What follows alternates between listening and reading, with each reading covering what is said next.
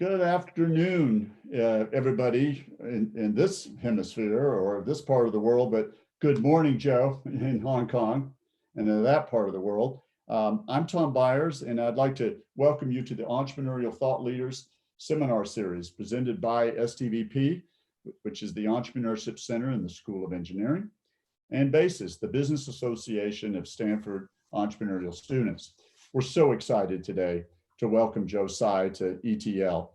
He's the co-founder and the executive vice chairman still of the Alibaba Group, a global internet technology company that needs no introduction, but it's based in China with a portfolio that includes about everything under the sun: e-commerce, cloud computing, digital media, and entertainment. He joined Jack Ma and the others to incorporate the company in 1999, just over 20 years ago, and he served in a variety of capacities, leadership capacities over the years. He's now responsible for the company's strategic acquisitions and investments as the executive vice chairman. I hope I got that right, Joe, and serves on its board of directors, obviously. He's a graduate of Yale College and holds a law degree from Yale Law School.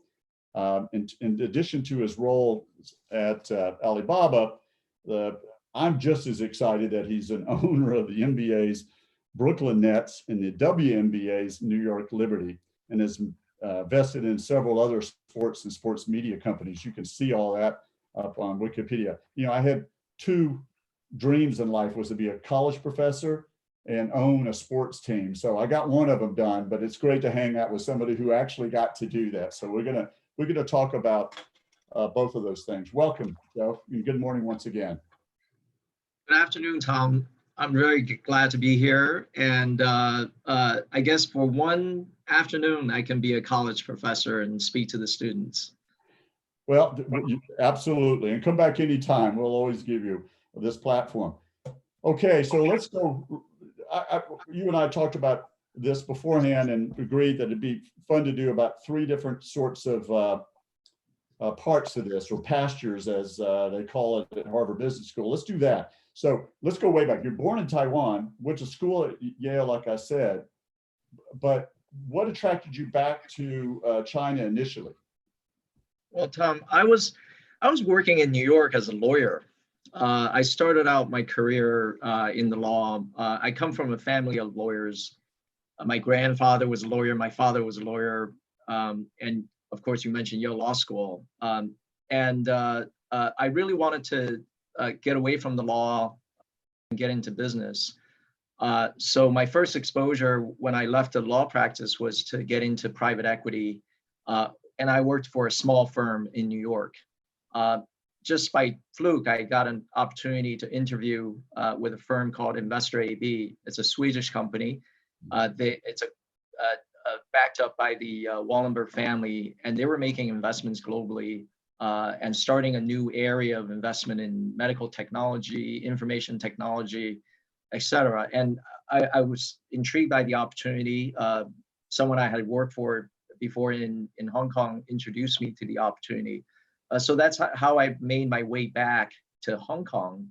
And then 4 years into my job there, I met Jack Ma. And how did that happen? Well, a mutual friend introduced us, so the circumstances are interesting because there's a friend of mine. His name is Jerry Wu, not Jerry Yang. It's another Jerry. And at the time, Jerry had his own technology company. He tried to merge the business into Alibaba. And I asked Jerry, why do you want to sell your business? You don't even know what this Alibaba.com is about, and I barely know Jack. So what's up? And he said, well, it's because Alibaba has a name .com in it, and if I can merge my company into Jack's company, maybe he'll take it public after 6 months, and we'll do really well. So that was his motivation for introducing me to Jack. He said, you go to Hangzhou, Joe, check him out, see what you think of Jack. So I went to Hangzhou. This was in May of 1999, and I met him. It's in China. It was sort of the beginning of the internet. At the time, I remember, I think Yahoo went public in '95. eBay came around 96. So China was a few years behind. And back then, only 10 million internet users in China. Right now, we're over 900 million internet users in China, mobile internet users. Wow. So, so everything happened very quickly. After my first visit, I was just fascinated with not the business plan. The plan itself was kind of ordinary, but I was fascinated with the person, with Jack. Was he a school teacher? Yeah, no, he had already founded Alibaba. So I stepped into his apartment. There were something like 15 people there. I saw 15 pairs of shoes in front of the apartment before I went in, and I met everyone. And then I had to use the washroom, so I went to the bathroom and saw 15 pairs of toothbrushes. So people were living in that apartment, cramped in there, sleeping on the floor. And I thought, wow, this is like the real entrepreneurial spirit. And I fell in love with the company. Back then, it wasn't really much of a company, very small operation, but it was great. So when I read that there were 18 co-founders, was that the shoes? Yeah, absolutely. It was a shoe. They were smelly shoes too. I think one of the most important things to learn about Alibaba is the ethos, the people behind it. And obviously, Jack is the main character. And Jack is a very inclusive person. In fact, when I met him first, we hadn't even formed a company. We hadn't incorporated yet. So it was just a collection of people. And because of my legal background, I said to Jack, look, I'll help you incorporate, but who are the shareholders? He back then, this was in 1999, he faxed me a list. I'm sure a lot of the students here haven't even used a fax before. And there were 18 names on that list. And I said, Jack, I'm talking about the founders of the business. I know you're the main founder. There may be a couple other people, but why 18 people? He said, well, these are all my students. In fact, most of the founders are about 10 years younger than Jack and me. I'm the same age as Jack. And they were students of his in Zhejiang University, where he was a lecturer in English and international trade. And he said, they started this business with me. I want to include all of them. And in fact, he gave away quite a bit of equity to all the original founders. So we had a group of 18 people. Wow. But I want to ask you about your mindset or your state of mind at that time. So you went to Yale. I understand you played, speaking of sports, which we'll get to, you played lacrosse. I think you even played football, if I got that right. High school. High school, okay, right. So, and then, you seem like the dream investment banker. You go to Yale to get a law degree, you become a investment banker doing really well in Hong Kong. Did people think you were crazy when you came back and said, I'm going to join this thing called Alibaba.com as a co-founder? Well, definitely. When I talk to people about Alibaba, I mean, nobody back then in 1999 appreciated the power of the internet. And people said, who is this Jack guy? Why do you want to join? And for me, I had transitioned from being a lawyer to a private equity person, an investment person on the private equity side, which allowed me to make business decisions, right? As a lawyer, you're an advisor, but you never get to make decisions. But when you're investing, you're pulling the trigger, you have to make a case for it. So that was good, a good experience for me. But after investing for 4 or 5 years, I was sitting on boards, investing companies, I talked to management, but you can never get through to kind of the operational level. And I really wanted to understand how a business operates, how decisions are made day to day. How do you deal with people? How do you hire, retain, fire people? All those decisions, if you're just sitting at the board level as a venture capitalist, you never see the real picture. And I was fascinated. And I also, was interested in seeing how that gets done in the China context. Right. What was the culture like in China then for entrepreneurship? Well, I think it was back then, still is today, very, I would say, entrepreneurial in that people are always coming up with new ideas. The potential size of the China market, I think, breeds this kind of entrepreneurialism, because you can always, I think in business school, you teach about, looking at a business plan, the first question you ask is, how large is the market? So in China, every sector, every market is very, very large. So you can kind of dream, right? And, but the big difference between Alibaba and today's startups, especially the ones that you see in the Bay Area, is that Alibaba never started with, the Yale, Harvard, Stanford, MIT graduates. We didn't have the top college grads. I would say, we didn't have the elite or elitism in our organization. It was a group of very ordinary people that got together, that pulled together a vision and also a very defined mission of what we wanted to accomplish. So I think that was very important. I think with a very clear mission, ordinary people can do extraordinary things.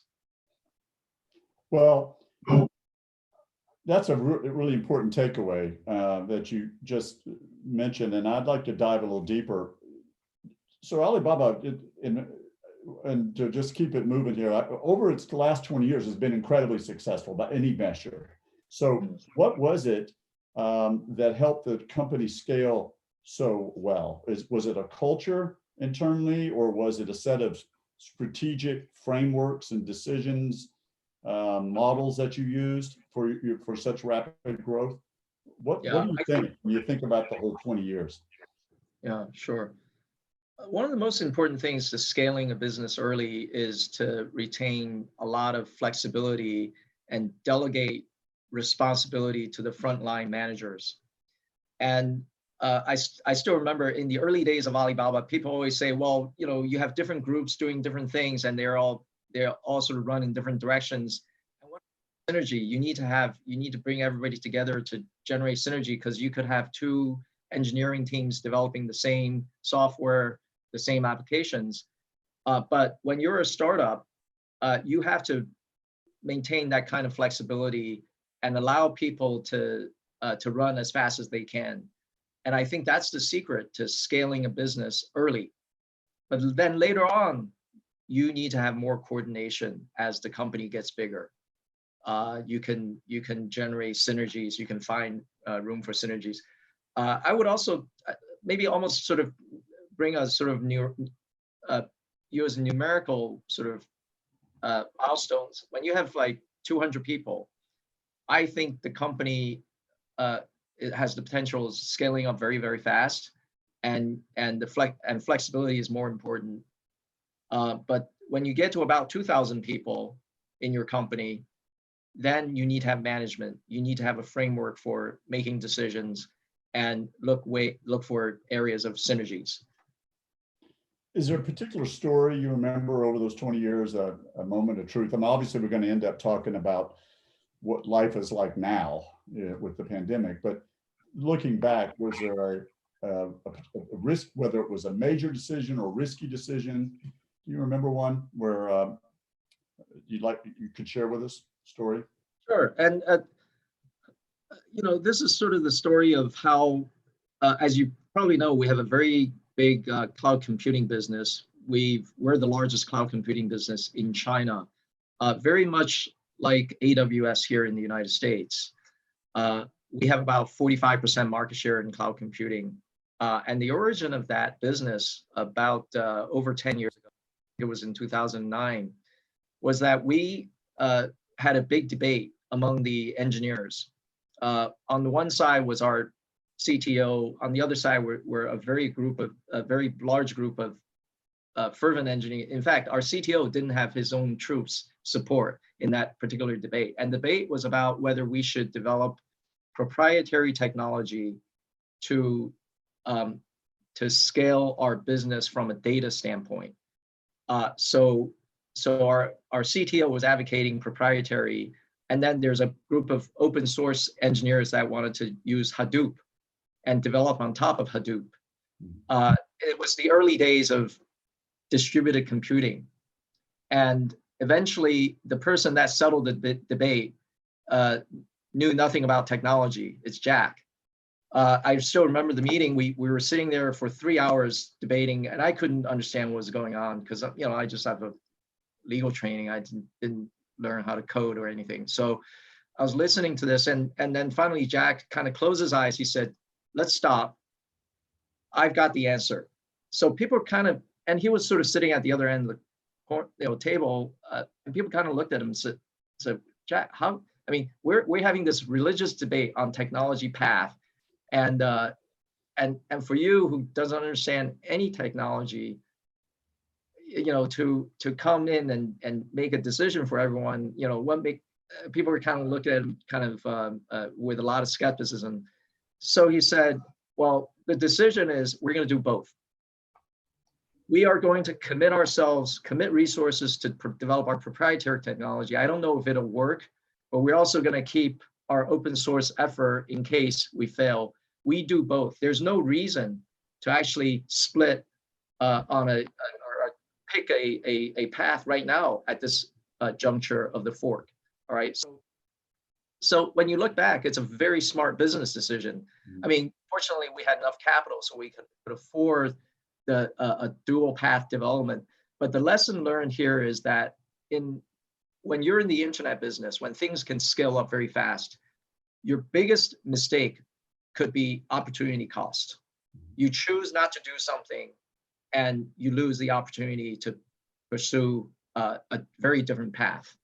So when you look at the history of Alibaba, there's a lot of instances where we would do sort of almost two opposing things, and it didn't make any logical sense, but it's because we were hedging our bets. And again, we're sufficiently capitalized to make those hedges. And then once something develops to a point where we feel that that's the winner, that's the winning horse we can back, we put all of our resources into it. And that's what happened to our proprietary distributed system. It was a system that's, basically, my layman's understanding of it is it's an operating system that can make like 10,000 computers think and work like one single computer. Doesn't matter where these computers are located. They could be located in 10 different locations, and they work as one powerful computer. And that's the operating system we developed. It's called Apsara. And that system today forms the core basis of our cloud computing business. Wow. Well, thank you for that story. That resonates well. Most of our students in this course are from the School of Engineering, and I'm sure they really enjoyed that. So can we move on to that second pasture or second part? It's related though. It's an easy segue. I want to ask you, what's the difference to you between entrepreneurship and leadership? Because this series is it's called Entrepreneurial Thought Leaders, because we have strong beliefs about the relationship between the two, but philosophically, what do you see as the relationship between the two concepts? Well, I think the good entrepreneurs develop into good leaders. Because invariably, if your idea works, the way I think about entrepreneurs is you are very creative, you have come up with very good ideas, and then you execute it, and then you scale. But once you scale, you have a lot of people. You need to bring team members onto your on board to help you realize the vision. And then people management becomes very, very important. So being a good leader is all about how do you get other people to do something that you want them to do, right? Think about this. How do we, in this current pandemic situation, how do we get everyone to practice social distancing? But sometimes you can't use force. You have to use a combination of logic, persuasion, and just good sense of leadership. And so I think good entrepreneurs develop into good leaders, and we've seen a lot of examples like that in Silicon Valley. Well, I do want to talk about the current pandemic, but before we do, can we talk a little sports? Because so Sure. what's so interesting about you is obviously that you're truly a global citizen. I mean, with all your life connections, personally and professionally, in North America, as well as China and Asia. There's that, but then there's this decision you made to start owning and investing in sports teams, Right. which, you know, the one that's probably gotten the most attention for you is the Brooklyn Nets, including the center, the Barclays Center, right, in Brooklyn, as well as the WNBA team. So what possessed you to start investing and owning sports teams? I've What always been an motivated you? athlete. I love sports. When I was growing up in Taiwan, I'd get up at 3 a.m. to watch Little League baseball. And then when I went to the States, my parents sent me away to boarding school when I was 13. The one way for me to kind of integrate myself into the community, with someone who's from Taiwan, culturally very different, and also I didn't speak much English at the time, so I very much felt that I needed to be one of the guys, right? By the way, I went to a school that's an all boys boarding school, so you can imagine. So sports is the only sort of way for me to make people feel like I'm part of the community. So I actively participated. I tried out for the baseball team, got cut. I tried out for the swimming team, I got cut. But then I ended up trying American football. I'm not a very big guy, 5'9". At the time, I was, maybe around 150, 160. But I could run. I used to be very fast. And I ended up playing middle linebacker on our high school football team. And I also, since I got cut from baseball as a spring sport, I picked up lacrosse and then ended up, playing lacrosse in high school and went on to play in college. So my whole life, sports is a very important part of it. Mhm. I was never good enough to play basketball at the competitive level, but there's been lots of pickup games and things like that. And when the opportunity to buy the Nets came up, I was originally very skeptical because it's it's a big undertaking. There's a lot of capital investment, but the more I looked into it, I thought the idea of a professional sports league, especially the NBA, is a very interesting sort of economic proposition. Mhm. You can imagine there are 30 teams in the league, but all 30 owners share the wealth, the league level wealth equally. So what is league level wealth? It is revenue that the league generates from being shown on TV, like ESPN, watch NBA basketball. You get to keep your local revenues, which is your tickets. So that depends on your own ability. But in a way, there's also there's that backstop of league level economics that all owners share equally. So I thought to myself, that's actually a pretty good system. Doesn't matter if you are in first place or 30th place, you get the same split of the league level revenues. And the other very interesting thing about the NBA, I think is true in most professional sports leagues, is per the collective bargaining agreement, there's a very thoughtful way of sharing the economics between ownership and the players. And today, the players have become more and more important. They're stars. They're literally mega stars, very, very powerful. So you can't treat your players as employees anymore. They're your partners in the And they're business. really good business people as well, right? They're really good business people as well. Yes, they're very good business people. They're smart. They wouldn't get to this kind of stardom if they weren't smart.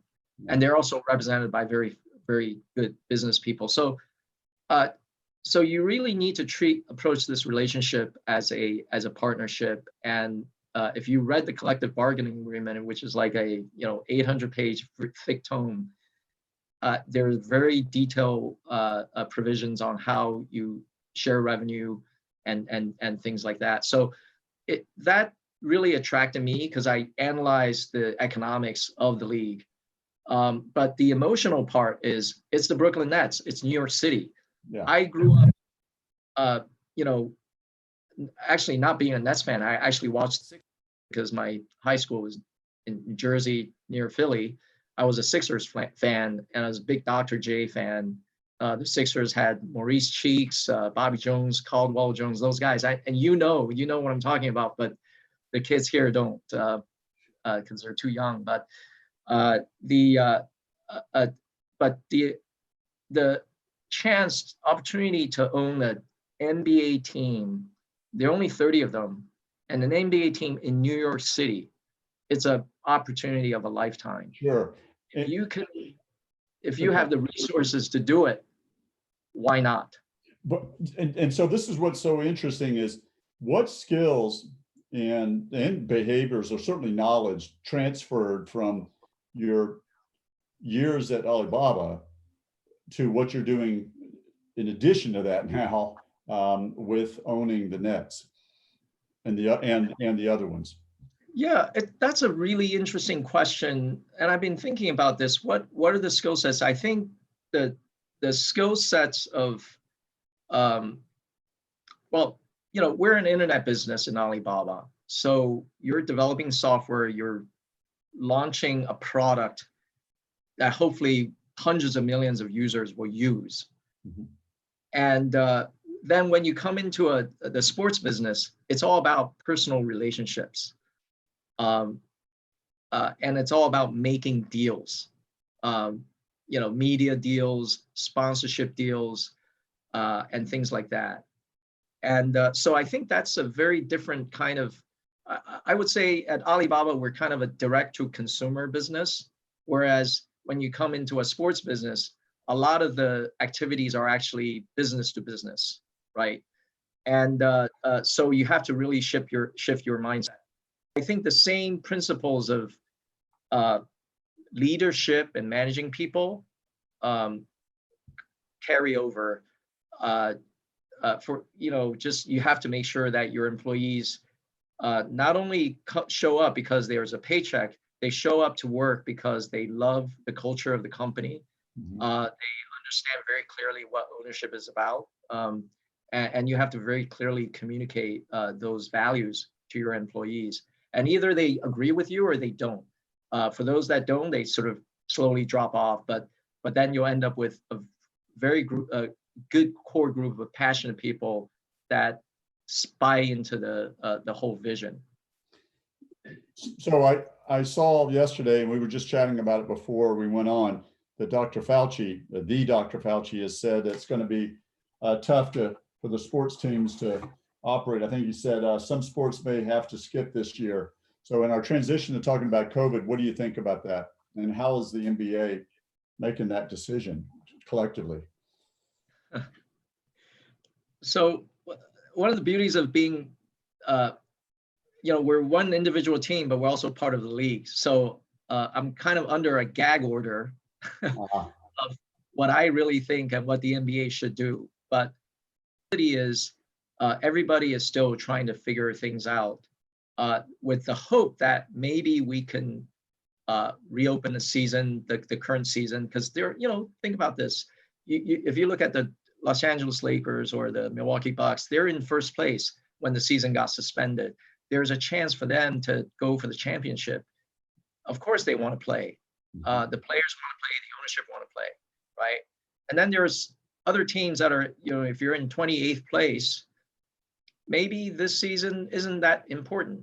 So there's a difference in opinion among the owners as well. But I think what Adam Silver, the commissioner, is very focused on is, number one, making sure that all the players and everybody associated with the NBA are safe if we do reopen.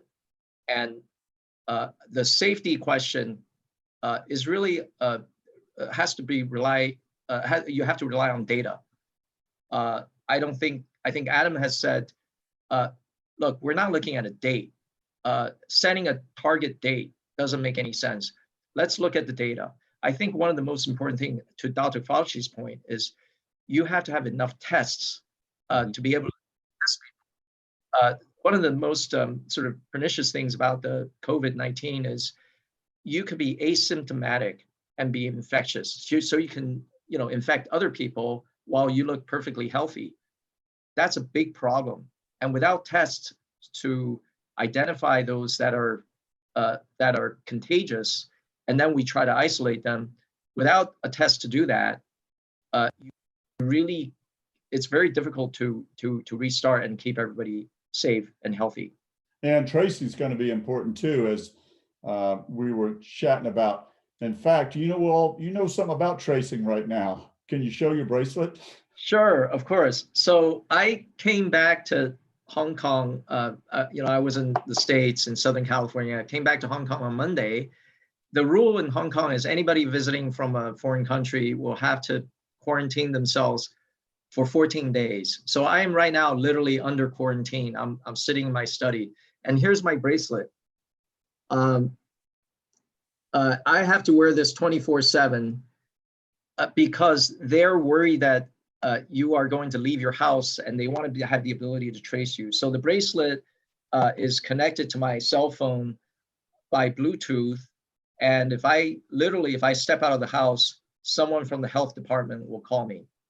They don't kid around. So this is the level of diligence that you really have to apply to, really contain the virus. And fortunately, when I got to the Hong Kong airport, they make me take a COVID test. I tested negative, as most people do. But once the test is over, you are quarantined in your home for 14 days. Wow. Well, I'd like to just finish this before we go to and do some of the. We've got some great questions, by the way, from the students. Would you say a word about your optimism now, or your hope? I mean, if you imagine yourself back as a junior or senior at Yale, yeah, and sitting in some sort of class like this, but it's 2020 and a few black swans have flown in, or whatever way you want to, in whatever adjective you want to use, unprecedented. This is truly a special time. How do you maintain hope? How do you look to the future? If you look at history, there's been a lot of pandemics, there's been war, there's been lots of bad things that happen to the world, but the nature of the human race is that people come back, people bounce back. And I think it's inherent in human beings that they always look up rather than look down. And I would just say that it's human nature, even though right now the mood is very, very grim. And, to the current situation, I think I really feel for the young people, the students. My daughter is among the audience here. She's a junior at Stanford. And I also have a son who's a senior in high school. He doesn't get to have his graduation. You have athletic teams that their seasons are canceled. Everybody is disappointed. But I think at some point, just to the COVID-19 situation, someone is going to develop a vaccine that will be able to immunize people, and we're on to the next thing. So at some point, the things will recover, both medically and also economically, things will recover.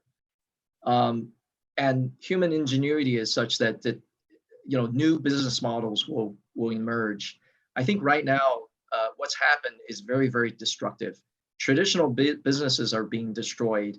There's a permanent destruction of wealth in the economy, but that creates opportunities for new business models to emerge. So as students, I would say, actually, you've lost your, maybe you could say, I lost half a year, I lost my semester, but from a wealth standpoint, you haven't started yet.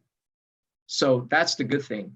So, with the skill sets that you guys have learned, that you guys have picked up in school, and Stanford is the best of them, there's just so many opportunities out there with new business models that you can explore.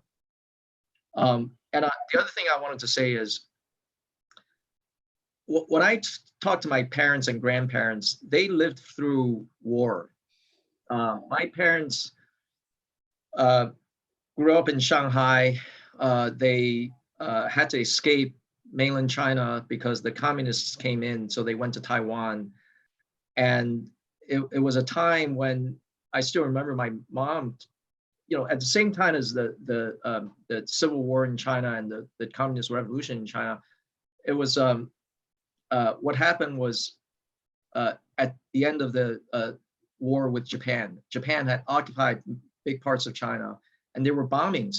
So my mom was telling me stories about how they had to go hide in shelters because Japanese bombers came in and tried to bomb the city. So those stories was the last generation. I'm totally fortunate that in my generation, we didn't have these wars. But now the next generation, my kids' generation, you guys sitting here in the audience, you would be remembered as kind of the coronavirus generation that lived through a very, very serious pandemic. And it is almost like war. But the thing is, to my optimism point, after war, there's always recovery, because human beings are by nature optimistic, and they always look up rather than look down. Wow, that's fantastic and very inspirational. Maybe we should just use that as our commencement speech at Stanford instead, and just rebroadcast this. That was that good, Joe. Okay, I've got some questions here. Some have been voted up. Here's one at the top of with a lot of votes. It says, you mentioned the importance of defining a vision and mission for a startup. While it's important to dream big, how can teams ensure lofty mission statements? It's jumping around here. Hold on a second. Lofty mission. Let me start that again. While it's important to dream big, how can teams ensure lofty mission statements don't become just hollow promises? And I love this. Somebody, that person says, WeWork's mission was to elevate the world's consciousness, for example. Yeah. So there are companies that have there are companies that have great missions because the founders have been thought through it, and there's companies that are totally BS, and I wouldn't say which ones. Right. If you look at Alibaba's mission, our mission is to make it easy to do business anywhere. That's actually a very practical sort of commercial mission, if you will. That's because when we were first founded, we created a marketplace for small businesses to trade with each other, to buy and sell. It's a marketplace model. And but that mission was true 20 years ago. It's still true today. We still do a lot of things, whether it's consistent with the mission of helping small businesses, helping them make everything easy to connect with each other. Mm-hmm. So that underlying that mission statement is, we already baked in our business model because it's a marketplace. There's in every business line, not just in commerce, but let's say in media, there are producers of content and there are consumers of content. So how do you put the two together, shorten the distance between them, get rid of the middleman, and make it easy for them to do business together? So it applies in the media business, it's applied to newspapers, cloud computing, whatever you want. I think you could fit a lot of businesses under that mission, and we keep extending that mission. We want to make it easy. That's the core thing. All right. Well, and so let's go back to careers. So from that, we're jumping all over the place because this one got voted up pretty high as well. And it says, your transition from law to business was not without difficulties. What is your advice for people wanting to make a strategic pivot in their career right now? Do you need to have solid plans in place before making that career jump? Or is there an element of risk taking involved and not much planning at all? So what I've learned in life is if you try to plan everything out, you cannot plan your career. If you run a business, you got to have a business plan, but it's hard to plan your own career because you are going to come across opportunities that you never expect would come by. And you have to have the sense, the judgment, and the optimism to seize on those opportunities, which means you have to take some risks. So when I went into Alibaba, for me, I thought the risk reward situation is actually asymmetrical in the sense that I have very little downside risk, but I have a lot of upside potential. Why is there very little downside risk? Because I have a degree from Yale Law School. I, if everything failed, maybe I could still go back and be a lawyer, right? So I mean, for all of you guys sitting here in the audience watching this video, you're in the world's best institution. You are majoring in computer science or symbolic systems or whatever it is. You're the smartest kids in the world, and equipped with a very good education, you have protected your downside. So let's look at the upside.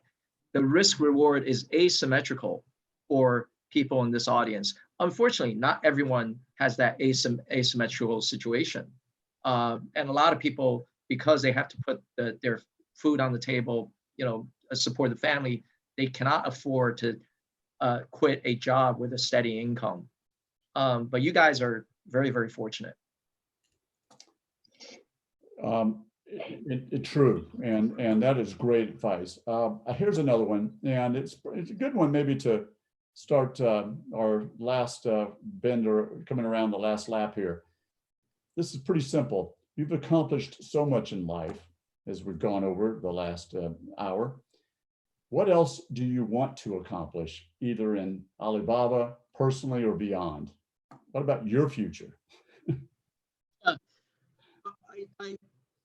The funny thing is I hadn't thought about this until, let's say 2 months ago when, we all had to stay home and, I've had time to think. But guess what?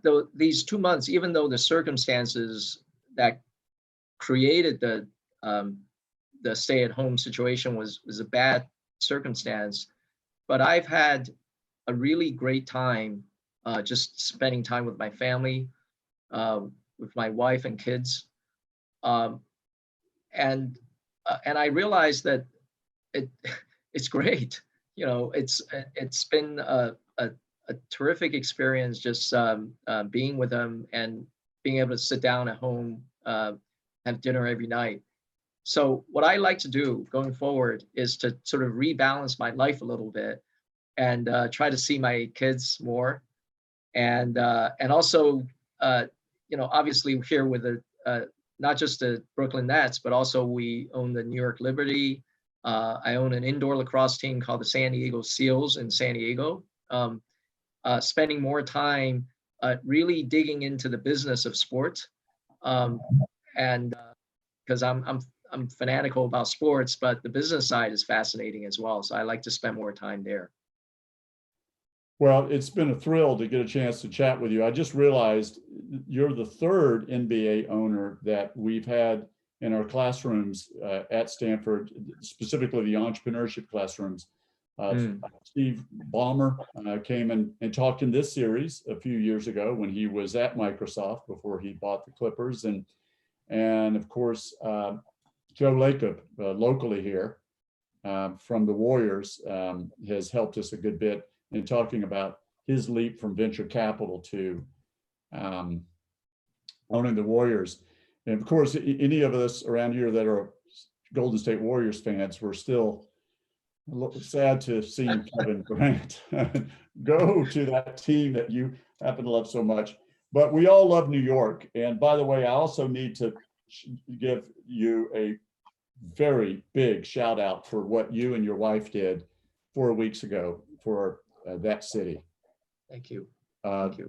if folks go Google what they did, they sent 2 big jumbo jets of PPE, mask, ventilators. This is back, I think, probably the first weekend of April, right when things were beginning to really get super scary in New York City. And even speaking of shout outs, I think you got a shout out from Governor Cuomo in one of his press conferences. But what an act of love and connection. And that's when we're reminded that despite sometimes when China and the United States are a little off center, we're all one world. And I enjoy teaching students from Stanford. I enjoy delegations from Stanford. I can't wait they should come back, business delegations that we get to talk to, because we really are one world. And you are a bridge builder, and you're a very kind person to do that for New York City. Thank you, Tom. Thank you for the shout out. It's something that my wife and I feel very strongly about. And New York City is one of the hardest hit cities. And, we were talking to doctors and hospitals and just our friends who live in New York. And we just felt that we were uniquely positioned to help, because access to the PPE from Chinese manufacturers is actually something that not everybody has. And through the Alibaba relationship, and through, I want to thank Jack Ma as well, through him personally, he was helping to source the supplies, and we were able to bring the shipments in. It was done not without a lot of sort of red tape. I mean, there were on both sides, it took a lot of effort to export the stuff out of China, but also import them, because everything with medical supplies will have to be FDA approved. But we did it, and we're very glad to, have the opportunity to help. Well, obviously it helped a great deal. And it's only been 4 weeks since then. That's what's a little weird. Time has seemed like a year ago. Yeah, it sure does. Okay, so as we hit the final minute here, once again, our gratitude to you, Joe, and all your team that helped put this together. I can't wait to welcome you in person to campus sometime to teach in our classes. And I see that you told me that's the professor behind you on the wall. So that painting. Yes, it's a Taiwanese artist named Joe Tsai. He paints portraits, and I think that painting's name is called. So. All right. Well, you were a professor today for sure. Okay. Well, I want to invite the audience to tune in next week, because if you like Joe today, you're going to like Andy as well. I don't know if you've ever seen Andy Karsner, Joe, speak. He's at X, and they better known as their space cowboy. He's a senior strategist for their moonshot factory, and an amazing advocate for climate change over the last 20 years. I think the world of him and you as well. So we will draw this to a close right on time. And I will wish everybody a very safe weekend. It's hard to believe May 1st is the day after tomorrow. It's here as well. But we'd love to see you for our last 4 ETLs of the whole school year starting next week. So with that, we'll draw it to a close. Thanks, Joe. Thank you, Tom. It's a pleasure. Thank you.